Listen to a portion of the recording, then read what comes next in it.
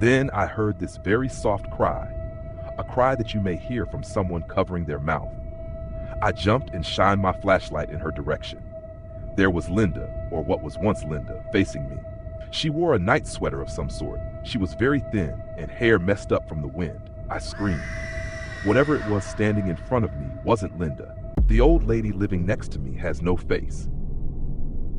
I recently moved into a new apartment in a quiet neighborhood somewhere in the Philippines, and I think I'm the only one that noticed something extremely wrong with the old lady living next to me. Let's call her Linda. I sometimes see her during the day, watering plants on her little porch, getting the mail, or her simply sitting outside getting some sun. From what I heard, she's a retired nurse that worked in one of the asylums from back in the day. She also lived alone for a couple of years now after her husband passed back in the 90s. We exchanged a few friendly highs and hellos a couple of times, and everything was good for a while. One time, she gave me pasta. It tasted weird. I would always hear her record player playing old songs during afternoons. Linda was around 65 years old, had graying hair, and a sweet smile on her lips every time you talked to her. She had this grandmotherly vibe to her. I liked that since I lost my grandma at a very young age. But we never really became close. She was sort of distant and kept to herself. Fast forward to a couple of months since moving in. I worked late shifts and would usually come home at around 12 a.m. That's when the strange things started occurring. As I was opening the gate to my apartment, I felt like I was being watched. You know that feeling in the back of your neck and your spine just tingling out of nowhere. I glanced at Linda's house a couple of times after noticing all the lights were off. Odd. She usually left the front porch lights on through the night out of habit, but this was nothing to be alerted by. Maybe she simply forgot. But after a couple of nights like this, that feeling of being watched never left me.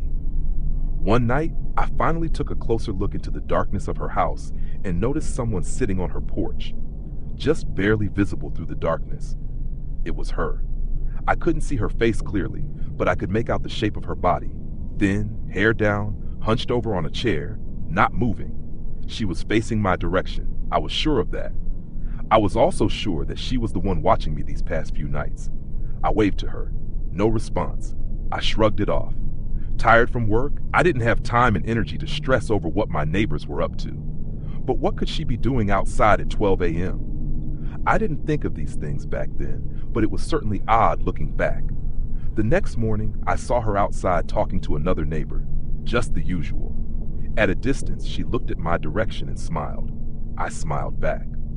But there was something about her face, something out of order, something very odd. When I was a kid, I remember my little sister having these stuffed toy dolls with faces just painted on them. It was like that with Linda. It was almost like her face was just painted on, and that there was nothing underneath those lines. It was subtle, but under the sun, it was almost uncanny. And her smile, something about her smile that told me she knew I saw her the other night. It was terrifying. I left to go see my mom over brunch and told her about the whole Linda situation. My mom jokingly told me about an urban legend back in her province of an aswang that steals people's faces. This creature was said to know when someone was about to die and would steal their faces to use in committing terrifying acts. Using charcoal, the creature would then doodle a new face on. I laughed at the idea and forgot about the entire thing. Everything went back to normal after that. Linda and I had exchanged a few words through the next few months. One afternoon, she asked me if her record player was too loud, and I said no. She even gave me an old pocket watch with a mirror on the other side of it.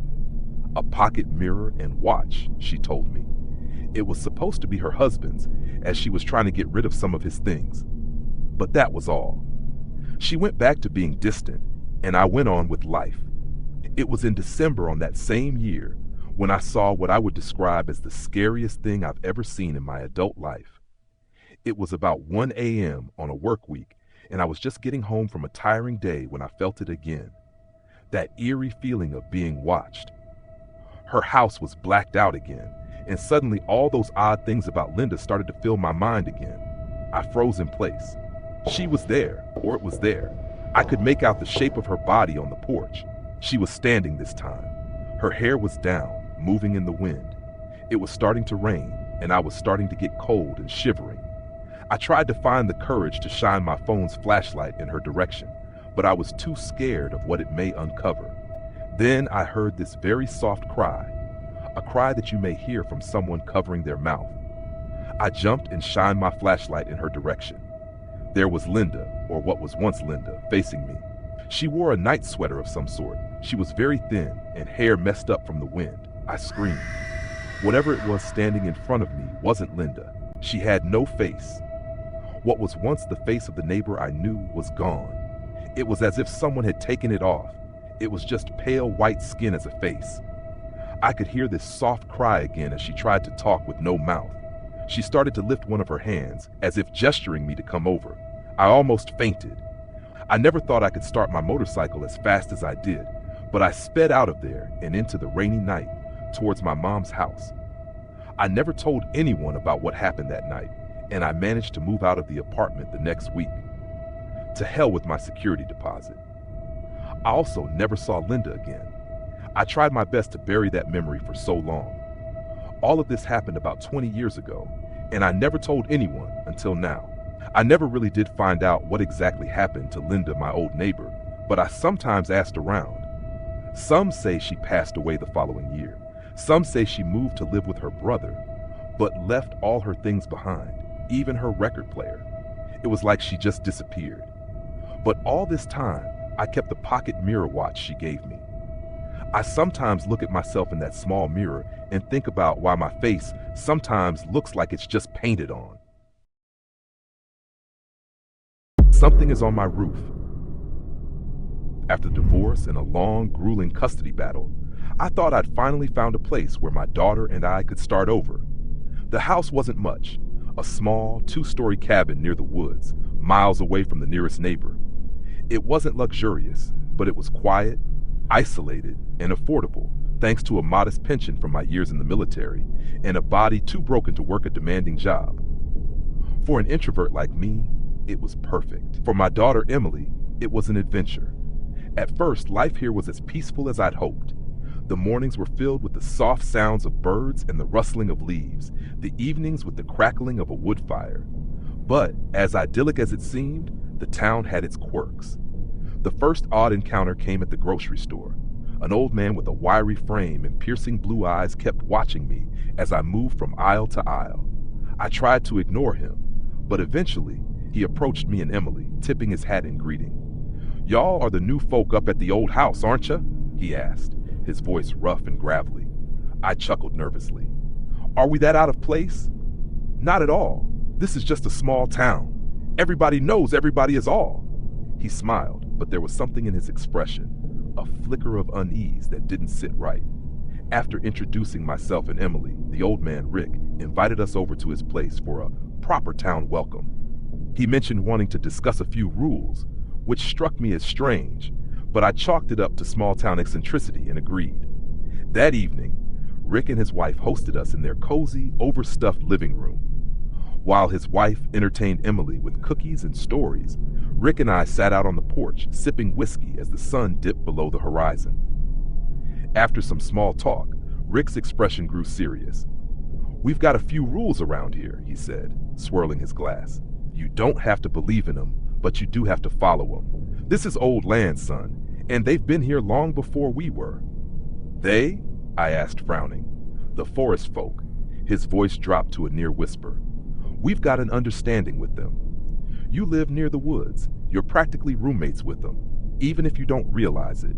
There's rules. Don't whistle in the woods, don't follow voices calling your name, and most important of all, leave an offering. It doesn't have to be much. A loaf of bread, a dead squirrel, but leave something." "And if I don't?" I asked, my tone half skeptical, half curious. Rick's eyes flicked to the window where Emily sat laughing with his wife. His face darkened. "Then they'll decide what to take." I didn't know what to make of it, but Rick's sincerity was unsettling. For weeks, I shrugged it off as superstition. Then one cold November afternoon, Emily vanished.